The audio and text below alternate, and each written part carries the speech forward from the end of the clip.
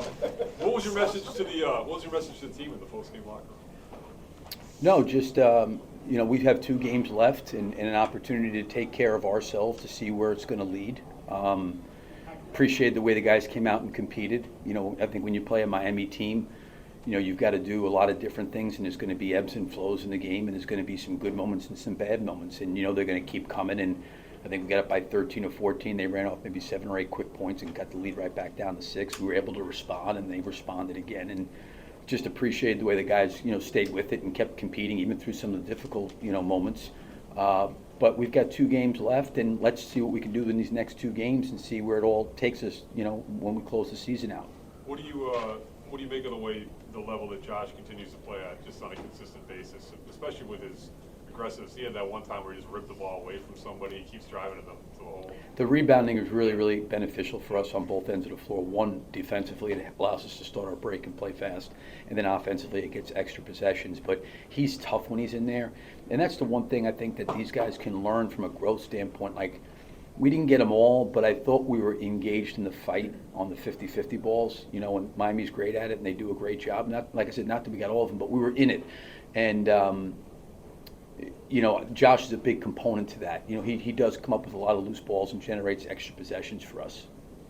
Billy, you spoke about the importance of young players like Matas learning from these games that have kind of heightening stakes, and he hit those 2 clutch buckets. Kind of what did that mean for you to see him have the deflections and also the baskets that he had in the clutch? Yeah, no, it was great to see. I mean, he like I said, he's not afraid. He'll lean into moments. I know he made a big 3 a few games ago that was important for us after he shot an air ball late in the game. Then he just came right back and shot it, made a corner 3.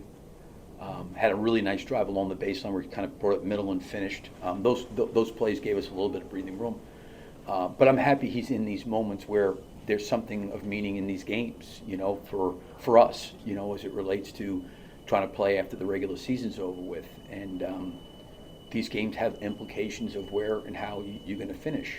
And it's not like this game was any more important than, the 58th game, but I think the guys playing in these kind of games where, it's not like all about just letting them go out there and play as much as there's a responsibility and accountability. And I think he did a really good job tonight. Besides making a couple of big baskets, I thought he was really, really active. He was active with his hands, had a couple of good deflections. It's hard to throw around him, because he's so long. I think we had some great plays out in transition. So, it's really encouraging to see the way he's grown throughout the course of the year. How much does Kevin's cutting and passing help your offense? Yeah, I mean, immensely. I mean, it's really amazing because, you can run actions for him and put him in actions and let him make reads. But the thing that's where I feel like he's most effective is when the game's just flowing, he has great stamina to run into open areas and find open areas. And then the other thing with him is it's not like he's just a catch and shoot guy. He can put it on the floor. He can get to the basket. He can pass. He's got a really high IQ, but he helps us. Like the one thing I thought in the first half that helped us was, Josh got like some of those relief baskets where he like cut and got into the paint and got some layups. And sometimes, Kevin gets us relief baskets like that where maybe there's nothing going on, but he breaks into an open area or fills into an open spot and we find him and it gets us a clean look. He's really good at that. Matas hit that 3 to clinch it after Hero passed up the layup. And I think there's like 18 seconds left on the shot clock, but his mentality was like, shoot it, end it, don't dribble out the clock. I mean, do you like that mentality? And just like you guys push the ball, he has the ball in the corner, even though conventional wisdom might I mean, like, what do you? Well, we were going to have, we were going to have, I think they had one timeout left at that point in time, Miami did. We were going to have to take a shot. I don't know what was left on the shot clock. I had to be less than 18 seconds. I would have been. Was it really? And what was it, 30-something on the clock? You know what I mean? So we were going to have to shoot it anyway. It was a good look. I didn't really necessarily mind it just because we were going to have to shoot. The hard part is, it was I think that was a broken floor situation, right, where we kind of came back down the floor. It was 4-on-3 with, I think one of their guys went for the loose ball. I mean, you could probably, I'd like to see the play over again. I didn't, in the moment, mind the shot. Just like the mentality you've kind of had this year, though, right? Yes, I think, I'm sorry, go ahead. Yeah, just pushing it. That's like the mentality you've had. Trying to, you know what I mean? And obviously time and score does come into play, in situations. But I think we're going to have to shoot. And it was a good look. We had advantage, and he took it. I'm okay with it. I think we were maybe up by 5 or 6 at that point in time. But it was a good, clean look, and I didn't really have in the moment. But it may be, you go back and watch film and look at the shot clock differential, then with one timeout left.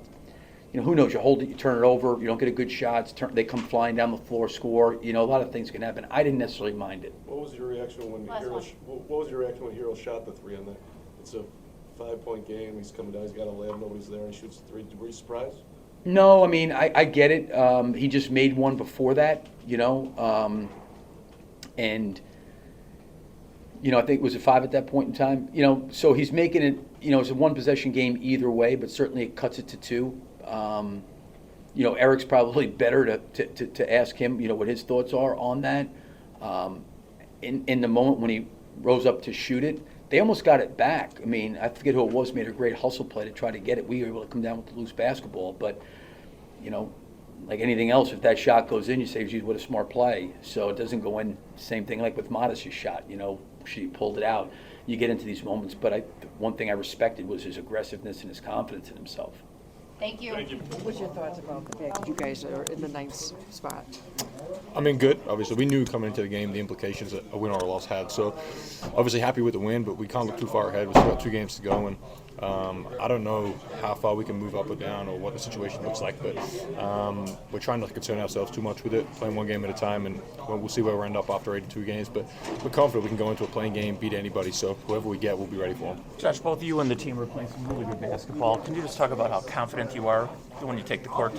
Yeah, I mean, I think I'm feeling good. We're feeling good as a team, and this is the right time of year to get going, to start finding a rhythm. And I think we're really starting to come together, and it's evident out there on the floor. So when we're playing the way we do, unselfishly, we get up and down, we wear teams down. So it's by committee. We do it with everybody. So when we're playing the way we do to our identity, and everyone's doing it, we're a tough team to beat. Josh, Billy called this a consequential game for you guys as youngsters. How did you think you guys, the younger crew, just kind of handled it with bigger stakes? Yeah, I mean, as I said, we knew coming into the game what a win or a loss meant, but we approached it the same as we did all other 79 games of the season. So we were ready to play. We scouted the right way. Obviously on the back-to-back, we had some guys that didn't play last night, so fresh buddies. But yeah, as I said, we knew the implications of this game, and we were ready to go. And the game was back and forth. They made runs, we made runs, and we were able to close it out. So obviously a big win, and we know the weight that it holds. Did you feel fresh coming into this game? You guys had some rest yesterday. Yeah, I felt fresh. I mean, as fresh as you can after 80 games in an NBA season. So I feel all right. I think a lot of our guys do, but yeah, 2 games go. We'll finish the season strong and then see where we end up. After playing a full year of this up-tempo, extreme up-tempo pace, how does your body feel? Do you feel, is it get difficult to keep that up sometimes, or no? I think I mean, I think that's probably where we hang our hat. We're probably the best conditioned team in the league, and that starts from way before training camp. The offseason, the way we play pickup, the way I was hurt, but the way the guys got up and down the floor. We played scrimmages with a short shot clock, so forced us to get up and down. So that stuff stemmed way before the season started, and I think it's starting to show now where we get to late in the third, the fourth quarter, teams are starting to get tired, hands on their knees, and we're feeling good about ourselves. So yeah, as I said, it stemmed from long before the season started, and it's kind of where we hang our hats at. Along those lines, what's Billy meant for this team, getting you guys to this point? Been unbelievable. He's a Hall of Famer, so his resume speaks for itself. But he's been huge in instilling belief and confidence in this group, even when there stretches where we weren't playing great basketball, and we probably didn't feel that we could compete with everybody in this league. And he's every day walks in, motivates the group. He leads the group.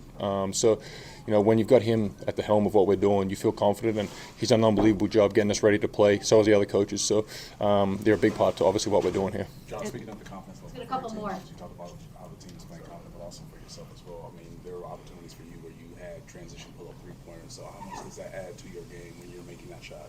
Yeah, I mean, I think it just comes in the rhythm of the game, and it's not something I go out there, predetermining I'm going to do. It kind of just happens. So, I let the game dictate, how I play, how we play, and the rest takes care of itself. So, obviously, when you're feeling good, that shot feels a little bit better in the moment. So, it felt good and let it go.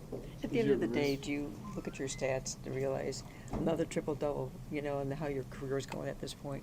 I try not to. I mean, I try to just take it one game at a time, and you look up after 82 games and you see where we're at, not just me, but us as a group. So, the individual stuff, it's great, but it means nothing if you're not winning games. So that's kind of where I hang my hat and where we have as a team. And, we look beyond ourselves. And we've always said, the whole is better than the individual parts of this unit. And when we play together and everybody contributes, we're a tough team to beat. Thank you. As good as I can off the 80 games. Okay, my fault. I'll get out of the way. Having the upper seed on, upper hand on the 9 seed means to you guys? Means we're probably going to see him back here in a week, so we got to be ready for that. How tough are the team that they play against? They're tough. I mean, that's part of who they always are. Every team, year in and year out, played that team a couple times in the playoffs and been on the losing end. So they're tough. They're do a lot of the little things, and we're able to pull this one out though. Why do you think you guys have been able to gel as quickly as you have and put yourself in a position to be, at least have the home game to play in? I think we play unselfish. We play together. Our thing is if we can take care of the ball and continue to just get good shots, we like our chances night in and night out. And tonight I felt like there was a couple stretches where we were hurting ourselves, just live ball turnovers, they're scoring in transition. Wasn't able to really put them away. But when we play unselfish, the ball moves, we get good shots, we're tough. Kevin, what's going through your mind when you're seeing Josh clearing guys out and nailing pull-up threes? Getting used to it at this point.